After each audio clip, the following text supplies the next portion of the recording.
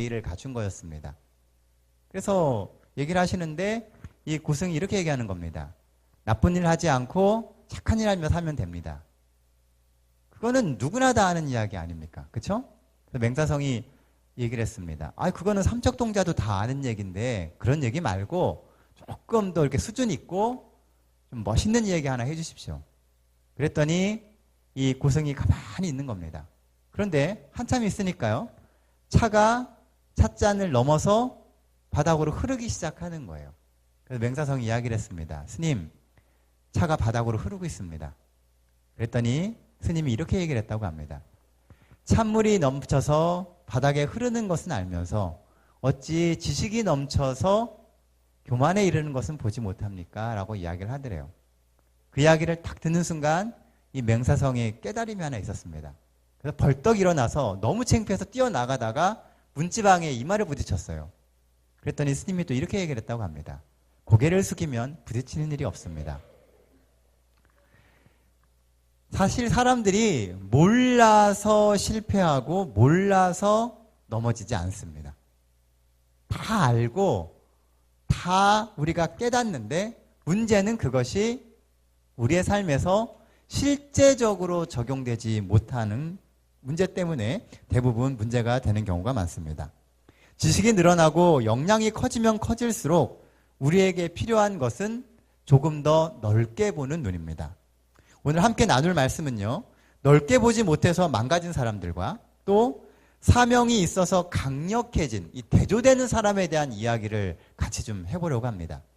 우리가 지난 금요일에 그 아나니아와 삽비라의 얘기를 했었습니다. 아나니아와 삽비라의 문제는 대단했지만 사실 그들의 문제의 시초는 관계로부터 시작됐다라고 제가 얘기를 드렸어요. 기억하시나요? 아내였던 삽비라가 남편에게 올바로 권면하지 못한 것, 또 아나니아와 삽비라가 공동체 내에서 교인들과 관계를 맺지 못했던 것이 그들의 실패의 하나의 원인이 되었다라고 이야기를 했습니다. 오늘 이야기는요, 공동체 안이 아니라 그 밖에, 그 사회에서 관계 맺지 못한 것이 얼마나 큰 문제를 일으키는지에 대한 이야기이기도 합니다. 함께 성경 말씀, 사도행전 5장 17절부터 26절까지 있는 말씀입니다.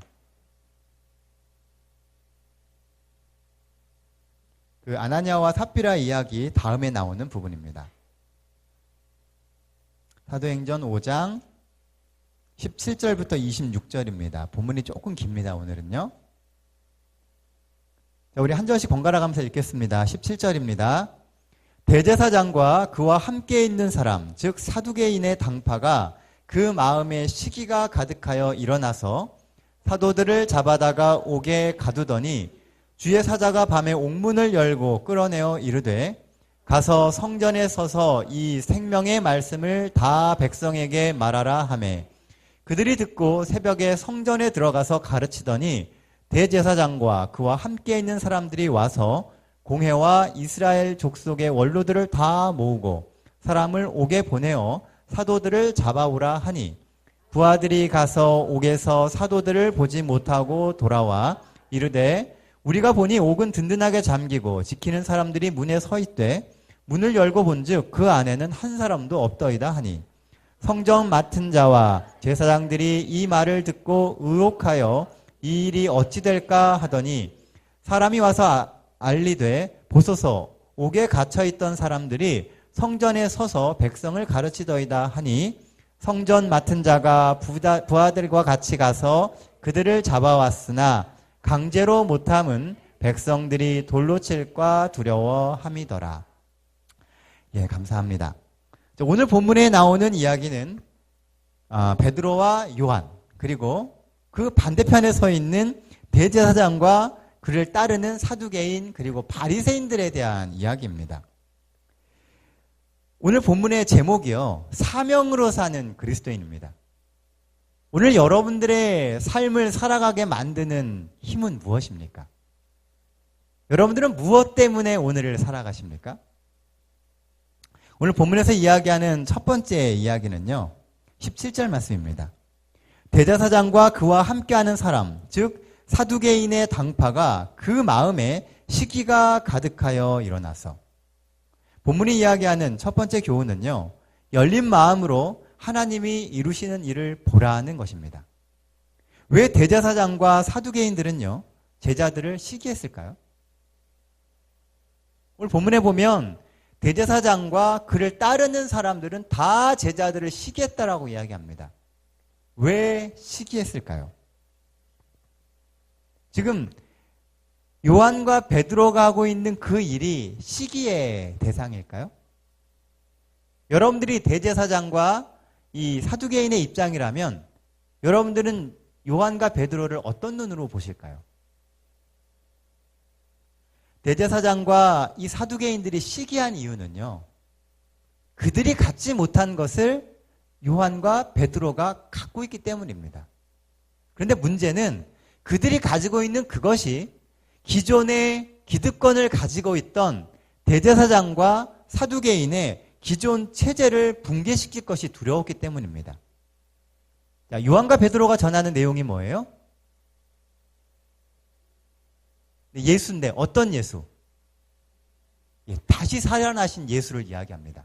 예수님의 부활에 대해서 이야기를 하는 거예요. 사두개인들은 부활을 믿지 않습니다. 예수님의 부활이 만약에 계속 이야기된다 그러면 사두개인들은 어떻게 돼요? 철저하게 망하는 겁니다. 바리새인들 입장에서는요, 예수님이 만약에 메시아가 된다면, 부활하시면 메시아가 되는 거잖아요. 메시아가 되면 그들이 오랫동안 지켜왔던 그 모든 유대의 관습과 그들이 보여줬던 그 모든 선행이 다 의미가 없어지게 되는 겁니다. 왜냐하면 메시아가 오셨기 때문에요. 그러니까 사두개인의 입장이나 바리새인의 입장이나 예수님의 부활과 요한과 베드로가 전하는 그 기별이 굉장히 위태로웠다는 것입니다. 기존에 그들이 가지고 있던 그 체제를 무너뜨리기 때문에 그런 거예요.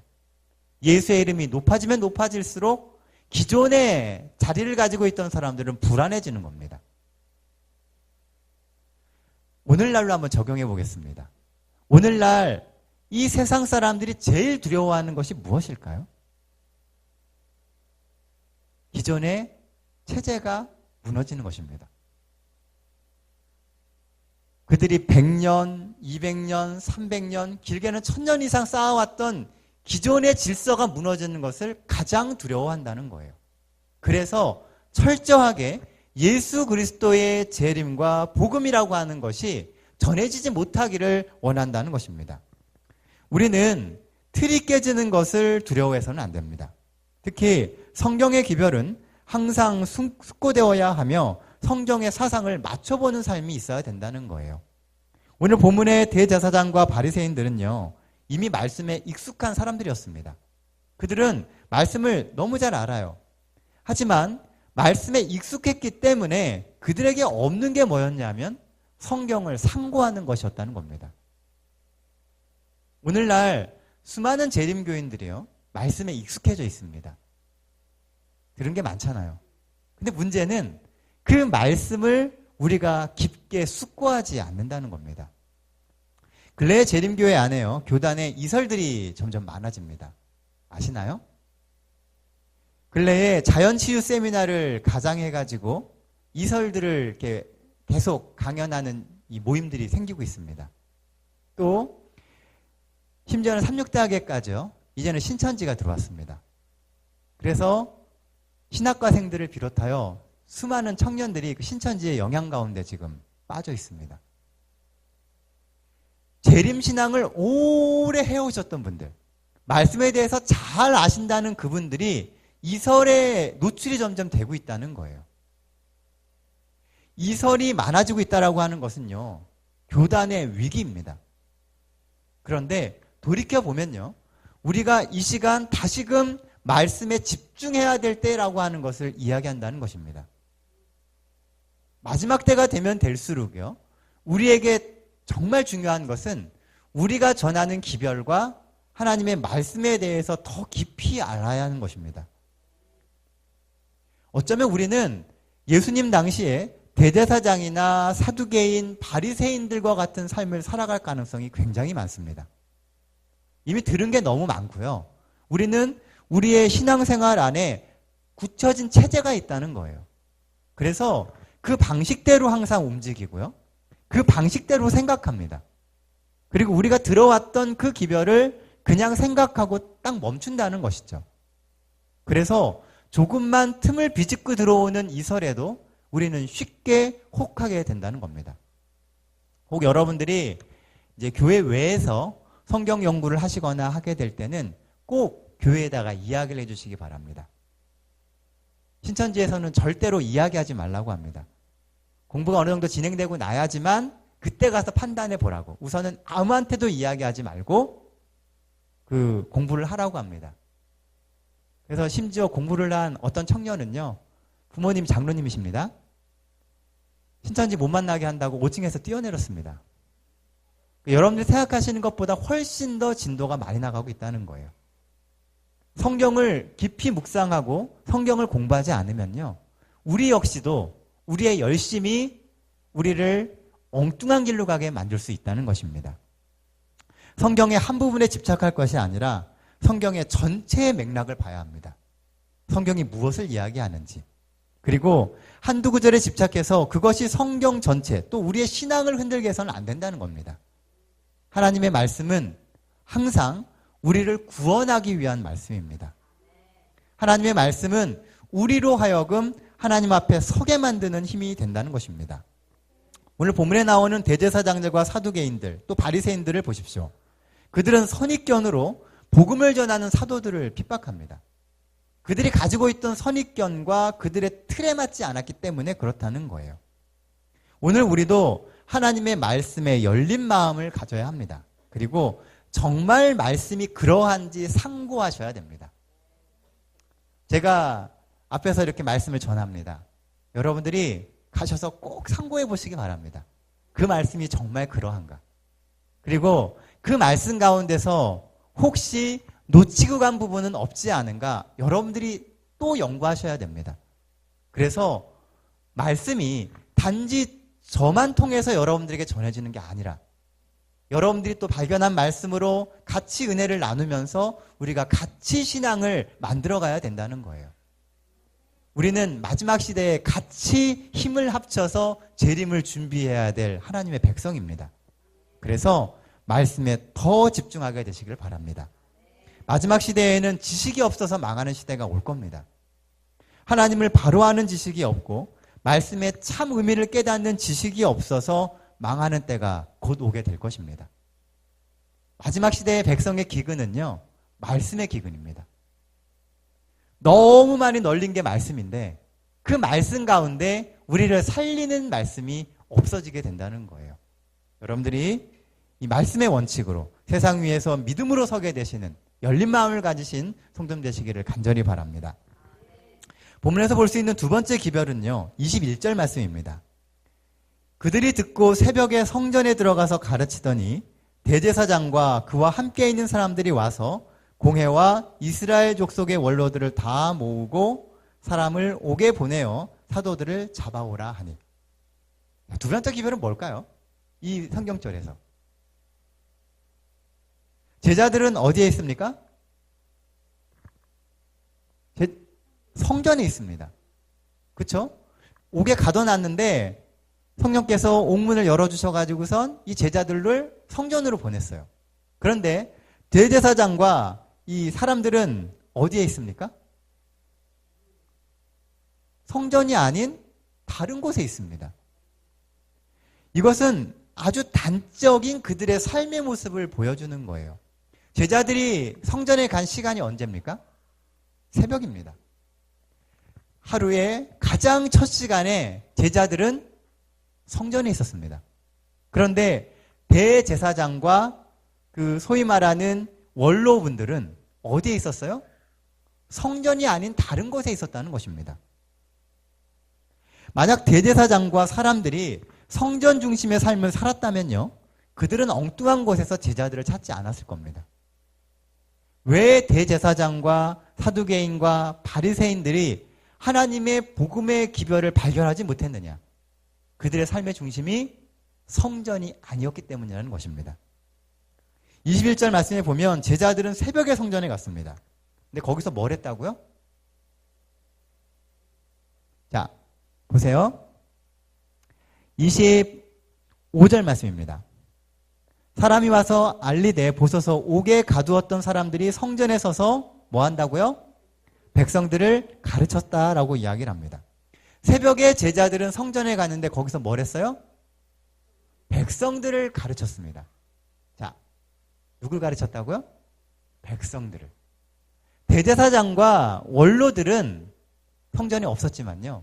새벽에 성전을 찾은 사람들이 있었다는 겁니다. 새벽에 말씀을 찾아서 성전을 찾았던 그 사람들이 하나님의 복음의 말씀을 듣게 되었다는 거예요. 성전 중심의 삶을 살면은요, 항상 하나님이 주시는 축복을 누릴 수가 있습니다. 시므온과 안나는 성전에 있었기 때문에 예수님을 봉헌하는 영광을 누렸습니다. 또 성전에 있던 준비된 많은 영혼들이요, 하나님이 주시는 계시와 영감들을 받게 됩니다. 성전을 자주 찾는 사람 치고요, 인생에 있어서 특히 신앙의 문제에 있어서 실패하는 사람들은 거의 없습니다. 대부분의 우리의 신앙의 문제는 성전에서 멀어질 때 생기게 돼요. 심지어 예배에만 제대로 쭉 참석을 해도요, 웬만해서는 신앙의 문제에 잘 안 생깁니다. 근데 예배를 등한시하고 성전과의 거리를 두면 둘수록 우리는 수많은 시험에 빠지게 된다는 겁니다. 그러므로 우리 역시 바쁠수록 성전 중심의 삶을 살아야만 합니다. 오가는 길에라도 성전에 자주 들리십시오. 지나가시다가 잠깐 들리세요. 그래서 여기 오셔서 기도하시기 바랍니다. 그냥 잠깐 돌아보고 나가는 날이 있더라도요, 성전 문지방을 닳게 하는 것을 여러분들의 기쁨으로 여기게 되시길 바랍니다. 성경에 보면 성전 문지방만 닳게 하는 것에 대해서 부정적으로 이야기를 하는 부분이 있습니다. 그런데요, 그렇게라도 성전을 찾으면 우리가 이곳에 와서 뭘 하겠습니까? 여러분들이 성전에 와서 뭐 하시겠어요? 오면은 기도하게 되는 것이고, 오면은 말씀 보게 되는 겁니다. 우리의 발걸음이 여기까지만 오면은 잠깐이라도 우리가 하나님을 생각하고 뭔가를 할 수 있게 된다는 거예요. 성전에 와서 기도하고 성전에 와서 시간을 자주 보내면은 여러분들의 삶에 성전에서 받는 영감이 있게 될 겁니다. 그리고 그 영감이 우리의 삶을 살아가게 만드는, 인생의 문제를 해결해 만드는 그런 힘이 되게 될 것입니다. 그런데 남유럽에요, 이 조그만 마을에 많은 등불의 집이라고 불리우는 교회가 하나 있다고 합니다. 이 교회는 만들어진 지 400여 년이 지났습니다. 아주 조그만 교회예요. 그런데 이 교회는 좀 이상한 교회입니다. 교회는 굉장히 화려하고 아름답습니다. 이 벽에 창의 유리들은 다 스테인드 글라스로 아름답게 되어 있고요. 벽마다 다 아름다운 벽화가 그려져 있습니다. 그런데 이상한 게요, 이 교회는 등이 하나도 없습니다. 불이 없어요. 그래서 해가 딱 지면은 마을이 있는 쪽은 환하고 밝습니다. 근데 교회는 어두워요. 예배가 있는 날이면 사람들이 하나씩 하나씩 집에서 자기 등불을 들고 교회로 갑니다. 그래서 사람들이 교회로 갈 때는 그 길 따라서 등불이 쫙 이렇게 연결되는 아름다운 광경을 볼 수 있다 그래요. 성전에 들어가면 성전에 등이 없는 대신요, 등거리가 이렇게 되게 많습니다. 그래서 들어오는 대로 자기 등거리에다가 등을 갖다 거는 거예요. 그러면 성전 한 구석 한 구석이 밝아지기 시작합니다. 혹시나 어떤 사람이 자기의 등을 가지고선 교회에 오지 않으면요, 그 사람이 있는 그 부분만 어두운 겁니다. 그래서 이 마을 사람들은 예배일이 되면요, 무조건 다 등을 가지고 옵니다. 그것도 정시에. 왜냐하면 예배가 시작될 때 자기의 자리에 등이 없으면 어둡기 때문입니다. 사랑하는 성도 여러분, 교회는 성도가 머물러야 할 장소입니다. 하나님이 계신 그곳에서 하나님을 만나고 하나님이 주시는 영감으로 충만해진다면 우리의 삶도 지금보다 더 영적으로 변할 겁니다. 우리가 있어야 할 그 자리에 등불을 밝힌다면 어두워져가는 세상에 하나님의 말씀의 기별, 하나님의 빛이 세상을 향해서 나가게 되는 것입니다. 교회를 밝히는 힘은 여러분들 하나하나입니다. 여러분들이 하나님의 말씀으로 살아가게 되고 성전 중심의 삶을 살아가게 될 때 여러분들의 삶과 이 세상에 빛이 생기게 될 것입니다. 항상 말씀의 집회에 참석하시고 나의 빈자리가 생기지 않도록 하나님을 자주 찾는 성도들 되시기를 바랍니다. 그렇게 하심으로 항상 하나님 앞에서 여러분들의 자리가 있는 우리 동백교회 성도 되시기를 바랍니다. 자, 세 번째 말씀은요, 26절 말씀입니다. 성전 맡은 자가 부하들과 같이 가서 그들을 잡아왔으나 강제로 못함은 백성들이 돌로 칠까 두려워하였더라. 사람보다 하나님을 두려워해야 한다라고 하는 것은요, 신앙인이라면 누구나 알고 있는 이야기입니다. 그렇죠? 그런데 왜 대제사장들과 이 사두개인과 바리새인들은요, 하나님보다 사람을 더 두려워했을까요? 오늘 지금 26절 말씀에 보면 그들이 요한과 베드로는 잡아왔어요. 그런데 강제를 못했습니다. 뭐 할까 봐요? 돌에 맞을까 봐. 백성들이 두려워서 그렇게 못한 겁니다. 하나님의 사람은 잡아올 수 있는데 백성들은 두려운 거예요. 하나님을 두려워해야 된다라고 하는 것을 다 아는데도 왜 우리는 하나님을 두려워하지 않고 세상 사람들을 더 두려워할까요? 여러분들 어떻게 생각하십니까? 여러분들은 하나님을 더 두려워해야 될까요? 아니면 세상 사람들을 더 두려워해야 될까요? 너무 뻔한 질문이죠. 그런데 사실 현실의 문제에 딱 쓰면 하나님이 더 두렵습니까? 아니면 세상 사람들이 더 두렵습니까? 여러분들이 스스로에게 많이 물어보시며 내가 어떤 신앙의 길을 걸어가야 될 것인지에 대해서 생각해 보게 되시길 바랍니다. 우리는 세상 사람들을 많이 두려워합니다. 왜냐하면 그들이 훨씬 현실적으로 우리의 삶에 영향을 끼치는 것처럼 보이기 때문입니다. 사실 눈에 보이는 것에 집착하게 되면은요, 사람들이 두려워집니다. 눈에 보이는 것에 너무 집착하지 마십시오. 하나님이 그 눈에 보이는 그 너머에 하나님의 군사들을 준비하십니다. 게하시가 엘리사가 같이 있을 때 당장 눈앞에 있는 아람 군사들밖에 못 봤습니다. 그런데 눈을 열어주니까 그 아람 군사와 이 엘리사와 게하시 사이에 하나님의 군사들이 가득한 것을 보게 됩니다. 지금 우리 눈에 보이는 그것이 전부가 아닙니다. 하나님은 언제나 우리 속에서, 우리 가운데서 하나님의 일을 이루십니다. 그러니 사람을 두려워하지 마시고 하나님을 두려워하게 되시기 바랍니다. 네, 세 번째 이야기하려고 하는 것은요, 그 두려움에 대한 이야기가 아니에요. 사실 베드로와 요한은 원래 목숨을 걸고 복음을 전할 만큼 담대한 사람이 아닙니다.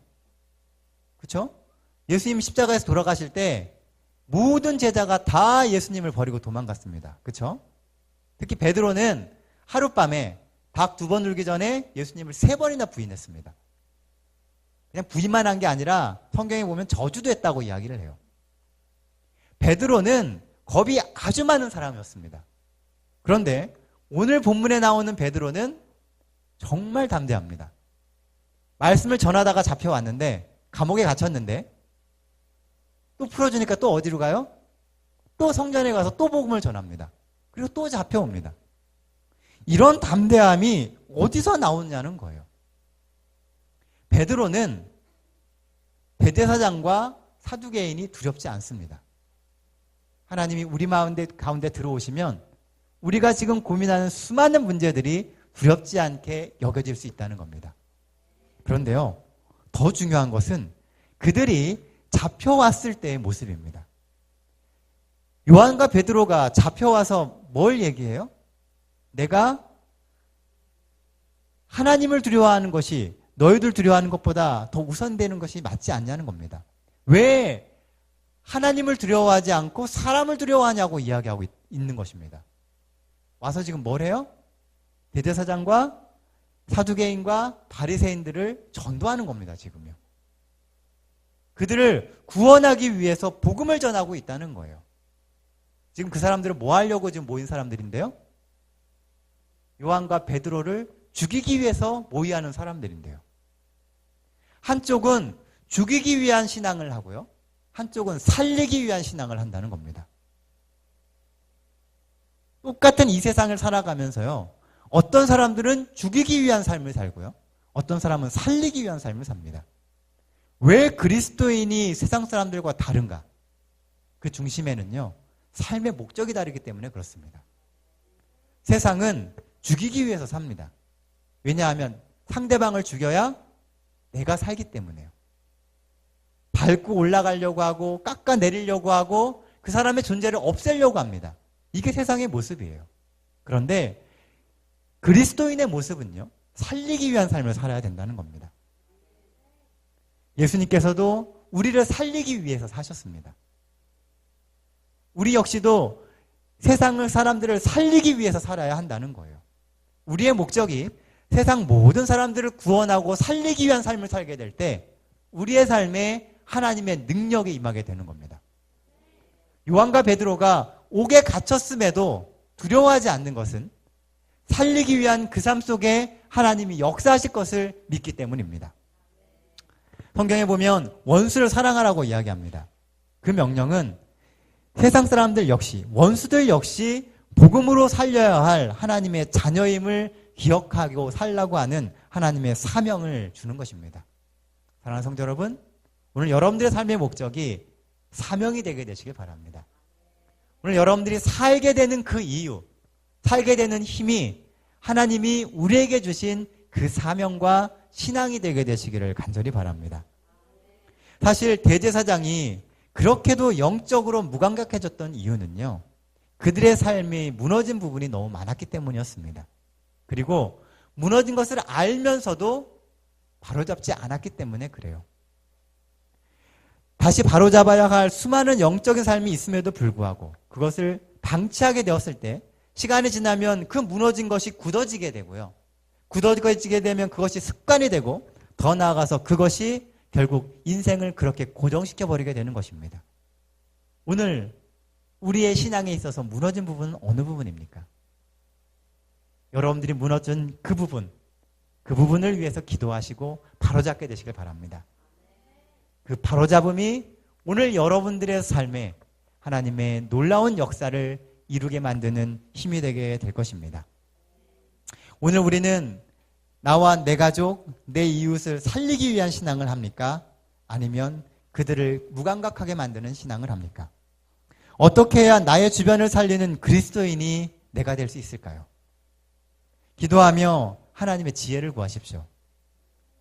우리에게 답을 주실 수 있는 분은 오직 하나님뿐입니다. 하나님이 길을 알려주시고 우리가 그 길을 갈 수 있도록 힘 또한 주실 것입니다. 하나님이 주시는 그 사명으로 세상을 살리는 삶을 살게 되시는 우리 동백교회 모든 성도님 되시기를 간절히 바랍니다. 자, 이제 말씀을 정리하면서요. 사명을 가진 사람에게 하나님은 끊임없이 힘을 주십니다. 왜냐하면 이루어야 할 사명이 있기 때문입니다. 사명을 잃어버리면 하나님이 더 이상 우리에게 힘을 주실 이유가 없어지는 겁니다. 항상 하나님이 주시는 사명과 힘을 구하며 살게 되시기를 간절히 바랍니다. 사명으로 사는 사람들의 삶의 모습 첫 번째는요. 열린 마음으로 하나님이 주신 삶을 바라보는 겁니다. 지속적으로 성경을 상고하고 하나님이 주시는 인생의 의미를 묵상하십시오. 어려움 속에서 하나님의 음성을 듣고 평안한 가운데 하나님이 주시는 경성의 소리를 듣게 되시길 바랍니다. 하나님은 끊임없이 우리에게 말씀하십니다. 사람을 통해서 말씀하시고 성경 말씀을 통해서 이야기하시고 때로는 우리의 머릿속에 갑자기 스쳐간 생각을 통해서도 말씀하십니다. 하나님이 주시는 그 말씀 하나하나를 놓치지 마시고 삶의 디딤돌을 삼고 삶의 가이드라인으로 삼게 되시기를 간절히 바랍니다.